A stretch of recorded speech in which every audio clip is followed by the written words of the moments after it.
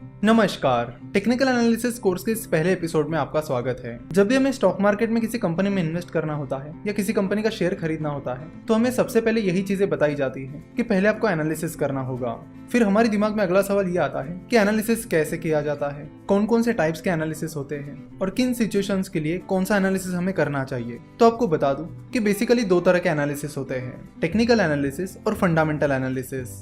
तो पहले technical analysis की बात करते हैं। टेक्निकल एनालिसिस में कंपनी के शेयर प्राइस और कंपनी के वॉल्यूम का एनालिसिस किया जाता है और उनका एनालिसिस करके उस कंपनी की फ्यूचर प्राइस को प्रेडिक्ट किया जाता है। वही फंडामेंटल एनालिसिस का तरीका अलग होता है। जिन लोगों ने फंडामेंटल एनालिसिस का कोर्स किया है उन्हें फंडामेंटल एनालिसिस की डिटेल जानकारी मिल गई होगी। फिर भी जिन लोगों को फंडामेंटल एनालिसिस पता नहीं है उनके लिए हम फंडामेंटल एनालिसिस के कुछ बेसिक चीजें रिपीट करते हैं। तो फंडामेंटल एनालिसिस में कंपनी के मैनेजमेंट का एनालिसिस किया जाता है कि कंपनी का मैनेजमेंट कैसा है, उनके एथिक्स कैसे हैं, कंपनी कॉर्पोरेट गवर्नेंस को फॉलो करती है या नहीं करती है। देन कंपनी के फाइनेंशियल स्टेटमेंट्स को देखा जाता है और उनका एनालिसिस किया जाता है, जैसे कि balance sheet, profit and loss statement, cash flow statement, इनका एनालिसिस किया जाता है। उसके बाद कंपनी के प्रोडक्ट्स और सर्विसेज का एनालिसिस किया जाता है कि कंपनी के प्रोडक्ट्स क्या क्या है, कंपनी की सर्विसेज कौन कौन सी हैं, उनकी फ्यूचर में क्या डिमांड हो सकती है, फिलहाल वो प्रोडक्ट्स एंड सर्विसेज कैसे परफॉर्म कर रहे हैं, कौन सी नई चीजें कंपनी आगे चलकर लाने वाली है। इन सारी चीजों का एनालिसिस किया जाता है। साथ ही कंपनी का वैल्यूएशन निकाला जाता है और उसके बेसिस पर डिसाइड किया जाता है कि इस कंपनी के शेयर्स को किस प्राइस पर खरीदना सही रहेगा। चलो तो टेक्निकल एनालिसिस और फंडामेंटल एनालिसिस के इस डिफरेंस को एक एग्जांपल की मदद से समझते हैं। मान लीजिए कि आप फ्रूट्स खरीदने एक फ्रूट सेलर के पास जाते हो और आप उस फ्रूट सेलर से बिना फ्रूट्स की क्वालिटी देखे और बाकी चीजें देखे उस फ्रूट को खरीद लेते हो, क्योंकि इससे पहले 5 बार आपने उस फ्रूट सेलर से फ्रूट्स खरीदे थे और आपने जितनी बार भी उससे फ्रूट्स खरीदे हैं फ्रूट्स अच्छे निकले हैं और इसीलिए आप इस बार भी बिना कुछ देखे उस फ्रूट सेलर से फ्रूट खरीद रहे हो, क्योंकि उस फ्रूट सेलर से खरीदे हुए सारे फ्रूट्स पहले अच्छे निकले थे। तो ये होता है टेक्निकल एनालिसिस, जिसमें आप पास्ट परफॉर्मेंस के बेसिस पर फ्यूचर को प्रेडिक्ट करने की कोशिश करते हो। यानी कि पिछले 5 बार फ्रूट्स अच्छे निकले हैं तो आपने ये प्रेडिक्ट कर लिया कि इस बार भी फ्रूट्स अच्छे ही निकलेंगे, इसलिए आपने उस फ्रूट सेलर से फ्रूट्स खरीद लिए हैं। वही अगर आप उस फ्रूट सेलर के पास जाते हो और आप फ्रूट्स की क्वालिटी चेक करते हो कि फ्रूट कैसे है, साथ ही आप उन्हें हाथ लगाकर चेक भी करते हो कि क्वालिटी भी सही है या नहीं।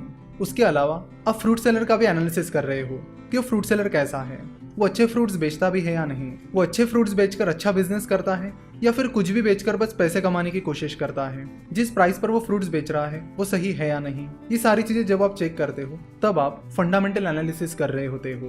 तो इन शॉर्ट टेक्निकल एनालिसिस में शेयर की प्राइस और वॉल्यूम का डिटेल एनालिसिस करके शेयर की फ्यूचर प्राइस को प्रेडिक्ट किया जाता है, यानी पास्ट परफॉर्मेंस का एनालिसिस करके शेयर की फ्यूचर प्राइस को प्रेडिक्ट किया जाता है। वही फंडामेंटल एनालिसिस में कंपनी के financial details, valuation, management analysis etcetera, इन सब का एनालिसिस करके डिसाइड किया जाता है कि कंपनी में इन्वेस्ट करना चाहिए या नहीं। तो टेक्निकल एनालिसिस को शॉर्ट टर्म के लिए यूज किया जाता है, यानी अगर आप ट्रेडिंग करना चाहते हो या शॉर्ट टर्म के लिए शेयर खरीदने की प्लानिंग कर रहे हो तो आपको टेक्निकल एनालिसिस करना होता है, और लॉन्ग टर्म के लिए इन्वेस्ट कर रहे हो तो आपको फंडामेंटल एनालिसिस करना होता है। जाने माने इन्वेस्टर मिस्टर वॉरेन बफेट के मेंटर बेन ग्राहम कहते हैं कि stock market is like a voting machine in the short run and it is like a weighing machine in the long run. यानी वो कहते हैं कि स्टॉक मार्केट शॉर्ट टर्म में एक वोटिंग मशीन की तरह है जहां पर बहुत सारी वोलेटिलिटी होती है, बहुत ज्यादा अनसर्टेनिटी होती है। वही लॉन्ग रन में स्टॉक मार्केट एक वेइंग मशीन की तरह काम करता है जहां पर कंपनी की जो एक्चुअल वैल्यू है वो आपको लॉन्ग टर्म में दिखने मिलती है। तो टेक्निकल एनालिसिस शॉर्ट टर्म में होता है और टेक्निकल एनालिसिस की मदद से इमोशंस, साइकोलॉजी और इरेशनल बिहेवियर का स्टडी किया जाता है। शॉर्ट टर्म में स्टॉक मार्केट में लोग बहुत सारे डिसीजंस इमोशंस के बेसिस पर लेते हैं। कई बार वो अपना इरेशनल बिहेवियर दिखाते हैं जिसकी वजह से शेयर प्राइस ऊपर नीचे दौड़ती रहती है। जैसे कि आपको बता दूं कि जब ब्रिटेन में ब्रेक्जिट की बातें चल रही थी तब इंडियन मार्केट बहुत गिरने लगा था।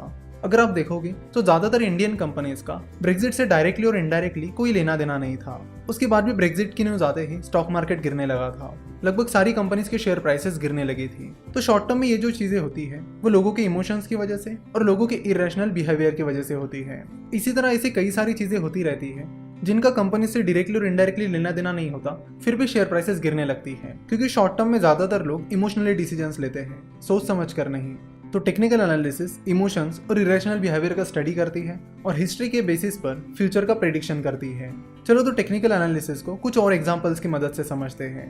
कई बार यूनिवर्सिटी एग्जाम्स में या कॉलेज एग्जाम्स में बहुत सारे स्टूडेंट्स पहले पिछले क्वेश्चन पेपर्स का एनालिसिस करते हैं कि कौन कौन से क्वेश्चंस रिपीट हुए हैं, और जो क्वेश्चंस पिछले 3-4 सालों से लगातार रिपीट हो रहे हैं वो उन पर ज़्यादा फोकस करते हैं। वो सोचते हैं कि ये कुछ स्पेसिफिक क्वेश्चंस पिछले 3-4 सालों से लगातार आ रहे हैं, इसलिए ये क्वेश्चंस इस बार भी ज़रूर आएंगे। तो उन्होंने ये जो प्रेडिक्शन किया है कि ये क्वेश्चन इस बार आएंगे, ये टेक्निकल एनालिसिस के बेसिस पे किया है। उन्होंने पास्ट परफॉर्मेंस देखा और उसके बेसिस पर फ्यूचर परफॉर्मेंस को प्रेडिक्ट किया। उन्होंने देखा कि पिछले 3-4 सालों से लगातार ये क्वेश्चंस पूछा जा रहा है, इसलिए संभावना है कि इस साल भी ये क्वेश्चन रिपीट होगा। तो टेक्निकल एनालिसिस बिल्कुल यही करता है, पास्ट परफॉर्मेंस के बेसिस पर फ्यूचर को प्रेडिक्ट करता है। अब जरूरी नहीं है कि वो क्वेश्चन एग्जाम में आएगा ही आएगा, वो क्वेश्चन एग्जाम में आ भी सकता है और नहीं भी आ सकता है। तो इसी तरह टेक्निकल एनालिसिस की भी कोई गारंटी नहीं होती कि वो काम करेगा ही करेगा, वो बस एक प्रेडिक्शन देता है जो सही भी हो सकता है और गलत भी। चलो टेक्निकल एनालिसिस का और एक एग्जांपल लेते हैं। हम सभी का एक दोस्त ऐसा होता ही है जो बोलता है कि मैं 10 मिनट में आ रहा हूँ और फिर आधे घंटे बाद आ जाता है। तो शुरुआत में 1-2 बार जब आपका वो दोस्त आपसे कहता है कि मैं 10 मिनट में आ रहा हूँ और आधे घंटे बाद आता है, तो उसके बाद से अगर आपका वो दोस्त आपको नेक्स्ट टाइम बोलता है कि मैं 10 मिनट में आ रहा हूँ, तो आप पहले ही दिमाग में प्लान करके रखते हो कि आपका ये दोस्त आधे घंटे बाद आएगा और आप उसके अनुसार अपनी प्लानिंग करते हो। तो अगेन आपने ये जो डिसीजन लिया है वो टेक्निकल एनालिसिस के बेसिस पर लिया है। तो ये था टेक्निकल एनालिसिस का इंट्रोडक्शन। नेक्स्ट पार्ट में हम टेक्निकल एनालिसिस की हिस्ट्री के बारे में बात करेंगे, उसके बाद हम जापानीज कैंडलस्टिक चार्ट के बारे में बात करेंगे और उसके अलग अलग टर्मिनोलॉजीज के बारे में भी जान लेंगे। तो आज यहीं पे रुकते हैं और आशा करते कि आपको टेक्निकल एनालिसिस क्या होता है ये समझ में आया होगा। तो नेक्स्ट लेक्चर से हम टेक्निकल एनालिसिस को शुरुआत करेंगे।